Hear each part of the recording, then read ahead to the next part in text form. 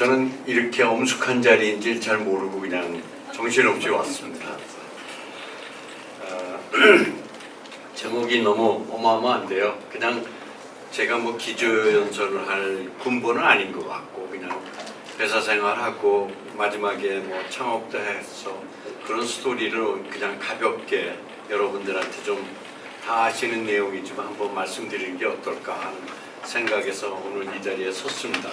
제목은 뭐 퍼스트 무버의 도약의 길이라고 어마어마한데 사실은 그냥 한 10년 동안 헤맨 역사, 실패의 역사, 성공의 역사 뭐 이런 얘기를 간단히 좀 드리도록 하겠습니다.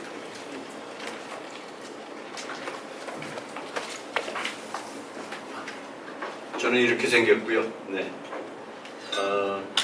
양력이라고 하긴 그렇지만 제대로 하는 게 하나도 없습니다. 자동차를 했다가 타이코는 이제 혹시 한국에서 아시는지 모르겠지만 ADT 캡슐이라고 있었습니다. 그거 사장하다가 이제 할 사람이 없는지 저보고 아시아 태평양 사장을 하라고 해가지고 뭐 그걸 좀 했고요.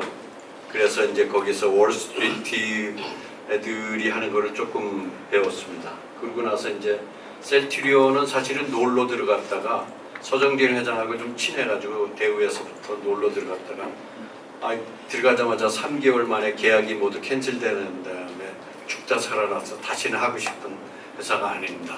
어쨌든 제가 거기서 한 일은 허가 안 난 약을 미리 팔아서 7,500원을 받았고 그 다음에 그걸 돌려주기 위해서 보통 5년 걸리는 임상을 한 2년 반 만에 해서 하여간 살아남았고 그 헬스케어가 버는 돈을 가지고 셀트리온에 줘서 그냥 살아남았습니다. 참고로 얘기하면 셀트리온은 잘 모르시겠지만 요새는 좀 많이 아시는데 그 당시에는 코스닥 상장심사위원회에서 떨어진 회사입니다. 그런데 그 회사가 우회상 살아나기 위해서 우회상장을 했는데 5년 지나서 보니까 한국 코스닥에서 제일 큰 회사로 됐죠. 한국은 참 재밌습니다. 그 떨어진 이유는 바이오시밀라는 게 쉽게 얘기하면 무식하게 얘기하면 바이오 짝퉁약입니다. 그래서 바이오 짝퉁약을 만드는 회사가 기술도 없고 특허도 없는데 어떻게 코스닥에 들어와? 그것이 떨어진 이유였습니다. 뭐 그래가지고 이제 셀트리온은 그랬고 그러다가 몸이 좀 안 좋아져가지고 쉬었습니다. 사실은 그만뒀고요. 근데 뭐 좀 있으라고 해서 뭐 조금 뭐 있었고 그러다가 이제 산에 다니니까 몸이 조금 나아졌어요. 그래서 친구 의사한테 갔더니 재수 없으면 90까지 산다 그래가지고 그러면 안 되는데 해가지고 이제 얼떨결에 한 게 이제 대학교에서 교수를 좀 했습니다. 교수를 했는데 국민대학교에서 국제경영 뭐 이런 걸 좀 침침풀이로 뭐 이래서 떠들었었는데 애들이 너무 취직이 안 되는 것 같아가지고 얼떨결에 만든 회사가 로킷이라는 회사입니다. 거기에 했던 거는 나는 그래도 먹고 살았는데 두 가지 이유로 창업을 했습니다. 얘네들이 젊은 애들이 취직이 잘 돼서 내가 늙었을 때 의료보험비를 내줘야 되는데 얘네들이 창업이 안 되면 제 의료비를 내줄 일이 없다. 그게 하나가 그랬고 저는 뭐 사실은 그때가 박정희 대통령 뭐 돌아가시고 그때 막 그러니까 뭐 취직이 되게 잘 됐었어요. 근데 그 국민대학교 그 친구들도 저보다는 훨씬 더 공부를 열심히 하는데 50% 이상이 취직이 잘 안 되더라고요. 그래서 이게 뭔가 우리나라가 크게 잘못됐구나 하는 생각이 좀 들어서 그래서 이제 뭔가 해보자 해서 이제 로킷이라는 이름으로 회사를 하나 만들었고요. 그냥 뭐 크게 지금의 모습은 아니었습니다. 그때도 뭐 할지 잘 몰라가지고 회사 이름을 그 친구 그 후배 녀석 보고 명함 하나를 팔아 그러니까 회사 이름을 정하라 그래가지고 뭐 할지 잘 몰라가지고 그냥 리퍼블릭 오브 코리아의 인스파이어드 테크놀로지 한국에서 영감받은 기술로 무언가를 해야 되겠다 해서 ROKIT라고 해서 이름을 줬습니다. 그렇게 시작을 됐고 그래서 저희가 하는 일은 AI 초개인화로 해서 장기를 만드는 회사입니다. 그래서 뭐 이런 역사가 좀 있는데 뭐 얼마 전에 뭐 기술 특례도 좀 됐고 뭐 5월 12일 날인가 상장을 했습니다. 오늘 여기 온다는 소식이 돼서 그런지 주가도 5% 오른 것 같아서 여러분한테 감사를 드립니다. 하도 시달려가지고 주가 떨어지면 댓글에 속 하나 좀 똑바로 좀 해라. 그래서 이건 또 다른 세계입니다. 뭐 그런 쪽으로 했고요. 그 다음에 할 때 제가 셀트리온에서 배웠던 게 전 세계 120, 제가 비행기 마일리지가 좀 됩니다. 300만 마일 정도 되고요. 그래서 대우서부터 해서 바깥으로는 이제 많이 돌아다녔습니다. 그래서 지금도 마누라하고는 신혼처럼 살고 있습니다. 인생의 반을 서로 떨어져 살았습니다. 그래서 그때 배운 것들을 하면서 뭔가 하긴 해야 되는데 바이오 쪽 뭐 하고 뭐 3D 프린터 이걸 뭘 합쳐서 해보자 하는데 남들하고 똑같이 해서는 안 될 것 같다는 생각이 들어서 뭐 이런 생각을 좀 해봤습니다. 뭐 누구나 다 하는 생각이지만 빅파마를 쫓아가서 이게 될까 하는 생각을 했었고 그 다음에 한 100개국 돌아다니면서 느낀 건 딱 하나가 공통점입니다. 전 세계 다 동일한데 사람은 오래 살고 정부에 돈은 없다. 그리고 여기에서 벗어날 수 있는 어떠한 회사도 없고 어떠한 국가도 없다. 그러니까 그거를 푸는 문제가 제일 중요하지 않겠냐. 그 다음에 빅파마들의 또 약점도 있고 그 사람들은 돈을 너무 많이 쓰고 실패도 많이 하고 오버헤드 코스트가 높기 때문에 좀 그런 약점들 뭐 여러 가지 지금 다 아시는 그 다음에 그래서 한국 빅파마를 쫓아가서 뭘 하겠다는 거는 저는 처음부터 무조건 반대로 가겠다는 생각을 가졌어요. 뭐 그 다음에 그러면 어떻게 해서 그걸 할 거냐. 저희가 해보니까 셀트리온 때 보니까 인당 1억 원 정도가 들어갑니다. 국내에서 하면은 뭐 인당 뭐 돈 1,000만 원, 몇백만 원인데 해외로 나가게 되면은 인당 1억 원이 들어가니까 보통 최소 5천억에서 1조 원인데 그 바이오 벤처를 할 때 1조 원을 대줄 수 있는 가능성은 한국에서 제로다. 그러니까 어떻게 하면 저걸 줄일 거냐 하는 부분을 좀 생각을 했겠고 그래서 이제 저런 분에 그 다음에 바이오 회사 중에 90%가 먹튀입니다. 그래서 저는 그거를 좀 벗어나기 위해서 기술 상장하기 전에 작년에 매출 한 130억 정도 했고요. 그래서 나중에 보니까 저는 굉장히 구멍가게인 줄 알았는데 바이오 회사가 상장하기 전에 130억 한 거는 작은 건 아니라고 그러더라고요. 그래서 올해 목표는 일단 230억이고 뭐 이런 얘기하면 혼나는데 2, 4분기에는 어떻게 브레이크이븐은 좀 5월 12일 날 상장했는데 6월 말까지 2, 4분기에 이제 2달 만에 어떻게든지 브레이크이븐은 좀 해보자 하는 생각을 갖고 있어서 왜냐면 그렇게 해야 뭐 꿈파리에서 하는 거는 한계가 있더라고요. 3, 4년 동안 바이오 회사나 뭐 이런 사람들이 꿈파리 많이 했는데 아직도 그러는 사람이 있는데 셀트리온의 경험에서 보면 꿈파리는 한계가 있고 결국에선 매출이나 이익으로 회사의 가치는 정해진다 하는 게 제가 깨달은 거고요. 뭐 그런 것들 그 다음에 그러려면 좀 파괴적으로 가야 된다 해서 기본 생각은 임상비를 줄이기 위해서 모든 거를 수술방에서 환자의 바이오잉크를 채취해서 그것이 재생 능력이 없는 걸 재생 능력에 바꾸고 그 다음에 그 바이오잉크를 AI로 환부를 찍으면 한 5초 만에 만들어집니다. 그거를 바이오 프린팅으로 뭐 4, 5분 만에 프린팅해서 수술방에서 갖다 붙이면 레귤레이션이나 이런 부분에서 상당히 우리가 벗어날 수가 있습니다. 그리고 제가 봤던 거는 참고로 얘기하면 다른 사람들은 정상적인 프로세스로 전 세계 판을 보면은 FDA가 있어요. 나라마다. 그 다음에 그 벽을 넘어서면 병원이라는 또 벽이 있습니다. 장벽이 있고 또 그 벽을 넘어서면 마지막에 남는 것이 수술방입니다. 그래서 저는 의학 세계를 FDA, 그 다음에 병원, 수술방. 그래서 남들은 FDA에서 병원을 넘어서 수술방으로 들어가려고 그랬는데 저는 무조건 처음부터 수술방에 들어가서 모든 걸 끝낸다 하는 생각으로 거꾸로 그런 생각을 좀 했었습니다. 그 다음에 그러려면 뭘 어떻게 할 거냐 사실 잘 몰랐었어요. 그래서 사실은 뭐 스캐너 같은 거를 해서 처음에 환부 같은 거를 한 4, 5년 동안 다 했었습니다. AI 잘 몰랐고요. 그래서 그걸로 다 했었습니다. 근데 해보니까 환부가 이렇게 있으면 거기서 이렇게 디블리시먼트를 해서 환부를 깨끗이 하겠는데 피가 흐릅니다.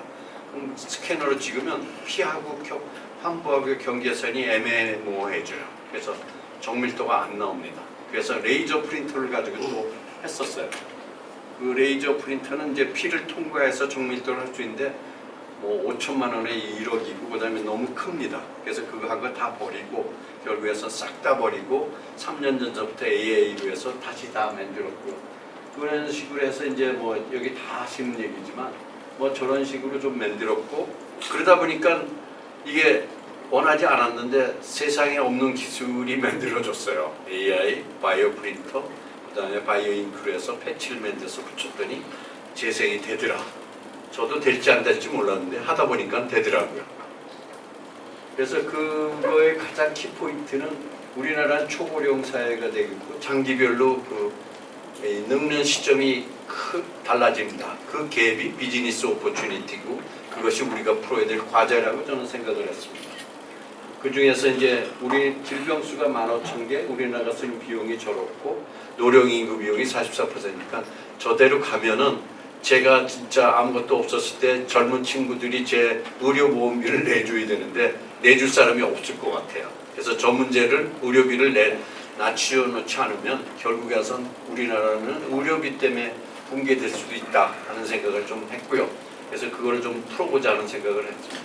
그래서 솔루션을 어떤 수단은 뭐 AI, 바이오 프린터 뭐 여러 가지 썼지만은 결국은 제일 큰 문제는 사람은 오래 살고 정부의 돈을 얻고 기존의 비즈니스 모델이나 어떤 세라피를 가지고는 국가가 유지되지 않는다라는 게 제가 생각했던 거고 미국도 마찬가지입니다. 미국은 더해요. GDP의 17%, 18%를 의료비로 쓰고 있습니다. 그 다음에 국방비가 4, 5%예요. 그러니까 뭐 전쟁하는 것보다 미국의 4, 5% 그 3배를 의료비를 쓰고 있으니까 사실은 어마어마한 미국의 붕괴는 의료비에서 올 가능성이 되게 많아요. 그러니까 트럼프 대통령이 얼마 전에 혹시 아시는지 모르겠지만 80% 약값을 깎겠다. 당연한 얘기입니다. 전 세계에서 자동차 가격은 미국이 제일 싼데 약값은 미국이 제일 비싸요. 그리고 그게 GDP의 18%니까 그건 유지가 될 수가 없습니다. 그래서 그러면 뭐냐 기존의 제약 시스템이나 뭐 이런 것들이 결국 붕괴가 올 거다. 그런 포인트들이 이제 제가 생각했던 포인트이고요. 그래서 저희가 하는 일은 뭐 바이오 저걸 가지고 재생을 하고 그다음에 로킷 제노믹스라는 것은 싱글셀 RNA로 초정밀 유전자 진단을 하는 자회사가 하나 있고요. 그다음에 두 번째는 그래서 진단을 했더니 내가 치매가 걸린다, 뭐가 걸린다, 그럼 어떻게 하라는 얘기냐. 그래서 어떤 건강 보조제 같은 서플리멘트를 그걸 좀 슬로우 에이징을 하거나 아니면 좀 늦추거나 하다가 결국은 장기가 고장나면 그것을 다시 재생시켜야 되겠다. 그래서 진단, 예방, 재생 이런 플랫폼으로 끌고 가고 있습니다. 그래서 뭐 작년에 뭐 이런 식으로 해서 46개국에 돼 있고요. 재생률은 뭐 저 정도 80-90% 되고 작년 매출은 뭐 그렇고 뭐 A 통과했고 뭐 논문은 별로 의미가 없습니다. 그다음에 지금 뭐 작년에 키트 수가 저희가 이제 수입원인데 뭐 5,000개가 나갔다 뭐 그런 얘기들이. 그다음에 하는 것들은 뭐 저런 과정들을 통해서 현재 환부에서 ECM을 채취해서 여기서도 좀 저희는 다른 어프로치를 했습니다. 대부분의 100년 동안의 그 의학의 키포인트는 약은 씨앗 이론입니다. 하나의 씨앗을 잘 찾아서 그걸 심으면 병이 낫는다. 이게 씨앗 이론인데 저희는 토양 이론입니다. 한 20-30년 전부터 나온 거는 만성 고질적인 병은 씨 하나로 되는 게 아니라 나무가 제대로 달려면 토양이 제대로 돼야 되는데 만성 질환적인 이 토양들이 안 돼 있으니까 토양을 제대로 만들어주면 거기에 장기는 제대로 난다. 그래서 저희는 좀 다른 어프로치를 했고 그것이 어떻게 보면 저희가 장기를 재생하는 중요한 포인트가 아니었나 생각을 하고요. 그래서 뭐 여기 보시면 저게 이제 당뇨 발이라는 겁니다. 잘 안 보이시겠지만 여기 보면 이렇게 구멍이라는 거 여기다 패치 갖다는 뭐 며칠 지나면 다 저거 하고요. 그다음에 이건 정맥궤양에서 그 발이 썩습니다. 죄송합니다. 점심 먹고. 근데 실질적으로 이 발이 바깥쪽이 다 정강이가 썩어서 잘 안 고쳐져요. 저건 이 핏줄의 문제이기 때문에 그런 걸 패치를 붙이고 났더니 뭐 이렇게 재생이 되고 피부암 같은 것들도 사실은 잘 치료가 안 됩니다. 한국은 별로 안 되는데 이제 전 세계적으로 뭐 얼굴에 막 이렇게 되면 여기다가 죽은 사체를 넣거나 뭐 이렇게 해서 하는데 이게 미용상으로도 문제가 있는데 저희가 하면 이제 다 재생이 되고 그다음에 화상도 그 얕은 화상들은 그런데 좀 깊은 화상들은 손발이 안 움직여요. 목도 안 움직여요. 근데 저희가 하게 되면 이게 움직여지고 뭐 그렇습니다.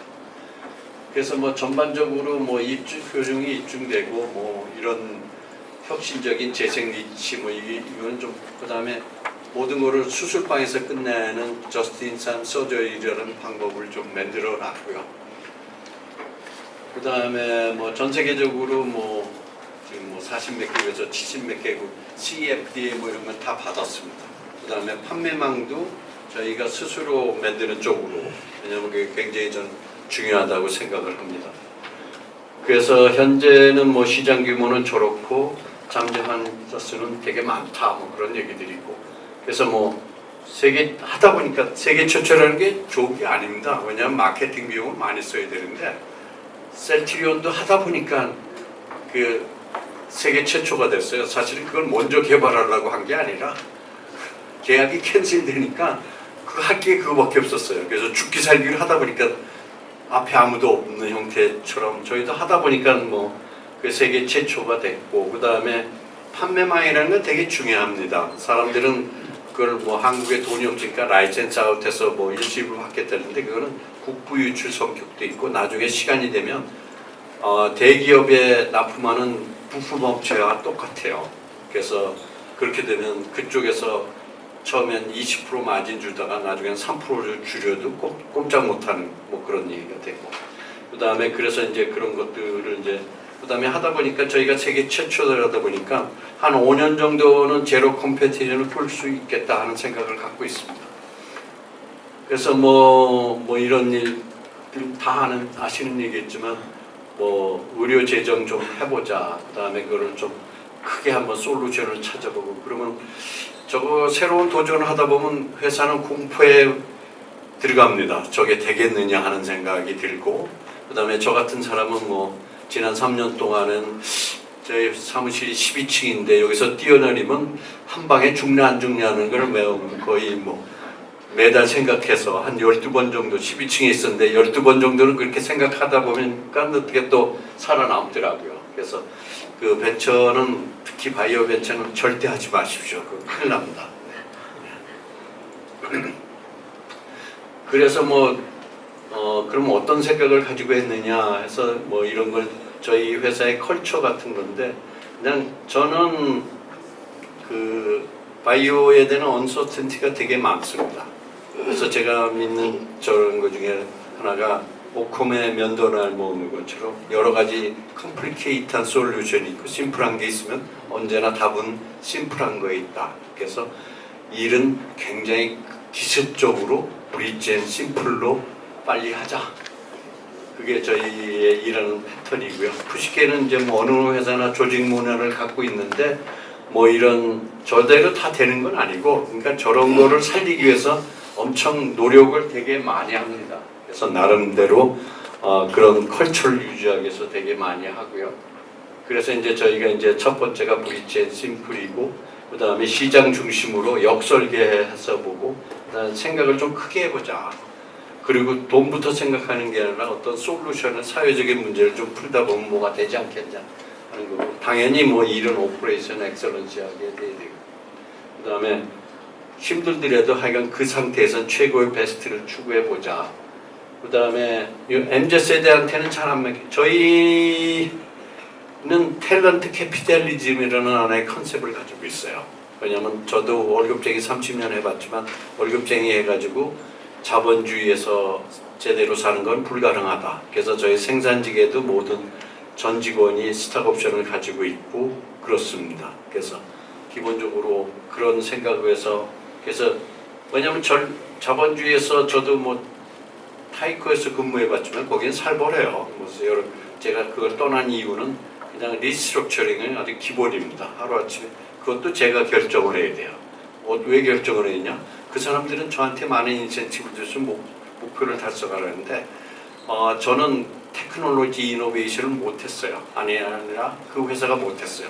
그럼 결국은 3, 4년 지나면 리스트럭처링밖에 없으니까 저는 어느 날 가서 뉴질랜드에 있는 30년 동안 다닌 회사의 사장한테 가서 야, 너 열심히 했는데 샹하이로 옮겨야 되겠어. 6개월 재고 생산해주고 여기 문 닫는다. 저는 그런 일을 아주 자연스럽게 타이코에서 너무 많이 해요. 그런 그것이 과연 그때가 이제 지가 뭐 한참 저가 있을 때입니다. 그래서 그런 거에 대해서 좀 펀더멘탈에 대해서 퀘션이 되게 많았고, 그러려면은 어떤 그 사명감이 없이 그런 걸 이노베이션 한다는 건 되게 저는 불가능하다고 봅니다. 그래서 저희 회사에 들어오면 한 60%는 나가요. 왜냐하면 거기에 챌린저블 하기도 하고 저거도 하는데, 저는 그게 나가야 회사가 발전한다고 생각하지, 그걸 오래 킵한다고 해서 그 회사가 발전한다고 생각지는 않아요. 그래서 일론 머스크가 뭐 어디 그 뭐죠? 그 인수해가지고 한 IT 하는 사람들 뭐 80~90% 뭐 어쩌고 저쩌고 했는데, 이노베이션 하는 데는 그런 디스트럭티브한 얘기가 빠질 수는 없을 것 같고, 그 다음에 남들이 하는 거는 절대 안 한다 하는 그런 생각을 되게 많이 합니다. 왜냐하면 저는 그렇게 생각해요. 하이 리스크라고의 하이 리턴이라고 얘기하는데, 사실은 하이 리스크 하면 사람들이 거기 안 와요. 그래서 로이스트 컴피티션입니다. 그래서 그 굉장히 리스크가 많다고 하면 할수록 사람들은 10명 중에서 9명은 절대 그쪽에 가지 않는데, 거기에 장점은 뭐냐면 로이스트 컴피티션이 나밖에 없어요. 그러니까 나는 돈도 없고 실력도 없는데 혼자 가니까 망할 가능성이 좀 적다고 생각을 해서 그런 식의 생각을 좀 갖고 있습니다. 뭐 그래서 뭐 브릿지 앤 심플 뭐 이런 것들은 나중에 한번 좋은 얘기 드리니까 한번 보시면 될 것 같고요. 뭐 다 웬만한 회사들 다 하는데 저런 거를 심기 위해서 나름대로 노력을 되게 하고, 그 다음에 그런 거에 대한 보상 체계, 뭐 말로만 해서 미셔너리 그렇게 해서는 안 되는 거니까 당연히 저걸 하면 그거에 대한 보상은 철저하게 넘어가는 시스템들을 디자인을 합니다. 뭐 그런 일들을 하고 있고요. 네. 안 넘어가는 거 보니까 끝났나, 더 이상 떠들지 말라는 것 같은데. 네. 대충 뭐 저희 회사는 이런 회사입니다. 이런 회사고, 그래서 뭐 주제 없이 이렇게 떠들었고요. 그래서 정리하면 AI로 장기 재생을 해서 하다 보니까 세계 최초가 됐고, 하다 보니까 뭐 상장도 됐고, 근데 지금 뭐 몇천억 수준은 제가 그리는 그림은 아니에요. 제가 그리는 그림은 아니고, 그래서 저희는 이런 한국은 굉장히 컨서버티브합니다. 셀티리온 때도 느꼈지만 새로운 거에 들어와서 전 세계에서 지금 46개국에 팔고 있는데 한국에서는 보험을 못 받고 있어요. 왜냐하면 그걸 입증을 하는데 내 칸이 뭐 어쩌고 해가지고 높으신 분들한테 리뷰 받는데 2년 걸려가지고 사실은 좀 한국의 당뇨발 환자들이 피해를 받고 있는데, 한국은 언제나 그래요. 그래서 뭐 그런 부분들이 좀 안타깝긴 한데, 그러니까 새 정부 들어와서 그런 걸 이노베이트하게 하는 게 괜찮은 것 같고, 그래서 새로운 기술 가지고 저희는 뭐 로키드 아메리카에 있으면 로키드 아메리카를 통해서 그 회사는 또 나스닥에 갈 수도 있고요. 네, 뭐 그렇습니다. 뭐 리더십은 뭐 저희는 5E라고 해가지고 비전을 좀 한 다음에 저는 개판인데 어쨌든 그래도 솔선수범하려고 이기장표를 만들고, 그럼 대부분 사람들은 실패합니다. 그러면 그때 야단친다기보다는 좀 할 수 있도록 교육을 시키고, 그 다음에 교육을 시키면 그 사람들이 이제 제자가 돼서 나가서 인컬리지하고, 그 다음에 그렇게 되는 인파워먼트에서 알아서들 합니다. 사실 저건 제 얘기가 아니고, 저는 뭐 기독교는 아닌데 저게 예수님의 얘기를 제가 나름, 그 양반이 벤처 중에서 최고의 벤처 CEO가 예수님 같더라고요. 3년 해가지고 그 반대 속에서 뭐 지금 2000년 지났는데 한 30억 명이 믿나요? 그러니까 뭐 3년 해가지고 전 세계 30억 명을 인프로이로 했으니까 저 양반의 리더십을 따르는 거는 그래도 망하지 않는 유일한 길이 아닌가 하는 생각에서, 저 감히 기독교는 아니지만 저 부분이 제 머릿속에서 상당히 중요하게 보고 있습니다. 그래서 뭐 좋은 얘기들이 있고요. 네. 저대로 되진 않지만 열심히 하려고 하고 있습니다. 네. 뭐 좋은 얘기들입니다. 다. 그래서 뭐 그냥 하다 보니까 앞에 아무도 없더라. 셀트리온도 마찬가지였습니다. 망하지 않으려고 하다 보니까 바이오시밀러를 하게 됐고 죽지 않으려니까 어떻게든지 팔아보려고 그러니까 앞에 아무것도 없고 그래서 그 버닝 브릿지 되고 리스크는 분명히 오퍼튜니티가 된다고 저는 생각을 합니다. 뭐 이런 얘기들은 다 아시는 얘기들에서 회사는 뭐 ROKIT 해서 이제는 이제 제가 뭐 하는지 알았는데 처음에 저할 때는 제가 했던 생각은 이거였습니다. 임상을 하러 돌아다녀 봤더니 그 유럽이나 미국의 의사들의 실력이 별 볼일 없어요. 그래서 이렇게 별 볼일 없는 애들 밑에서 한국에서 서울대 나오고 이 수능 점수 진짜 머리 좋으신 분들이 다 의사인데 그 프로젝트 하나 하면서 자기의 영광으로 알더라고요. 그래서 야 이거 정말 웃긴다. 이렇게 똑똑한 사람들이 저렇게 멍청한 애들 밑에서 임상 하나 하는 거를 가문의 영광으로 여기는 게 정말 웃기는 거구나. 왜 그런가 했더니 우리는 너무 늦게 시작했고 돈이 없었어요. 그러니까 그대로 쫓아간다는 건 불가능하다. 그래서 10년은 사실은 기다린 거고 그렇게 되면 한국의 테크놀로지나 이런 것들이 되게 펀더멘털이 강하기 때문에 그거를 한 가지 바이오만 해서는 승산이 없다고 봐서 하드웨어도 잘하니까 바이오 프린터는 잘하겠지. 그 다음에 바이오 케미스트리도 잘할 거고 그 다음에 의료인은 아시겠지만 1위서부터 10위까지가 다 의대입니다. 그러니까 그 사람들이 다 한국에 똑똑한 사람이 의대에 갔으니까 그 사람도 쓰면 되는 거고 그래서 AI, 소프트웨어, 하드웨어, 인력 합쳐서 뭔가 좀 해보자 하다 보니까 AI, 바이오 프린터, 뭐 바이오 잉크, 뭐 저는 멍청한데 뭐 하다 보니까 융합된 걸 가지고 하다 보니까 아무도 없어가지고 내가 최초인가 뭐 그런 거고 그 다음에 한국에서 아직 잘 인지를 못하는데 저는 나스닥 가기 위해서 실무적으로 접촉을 하면 그쪽에서 모아된 웰컴이야. 나스닥에 이런 회사가 없으니까 빨리 와라. 뭐 그런 건 아직 뭐 저거 하지만은 나중에 정식으로 되면 이제 그런 뭐 발표를 하겠는데 그런 부분에서 한국의 저력은 굉장히 많다고 생각을 하고 뭐 하다 보니까 여기까지 왔다. 그렇게 말씀드릴 수 있겠습니다. 감사합니다.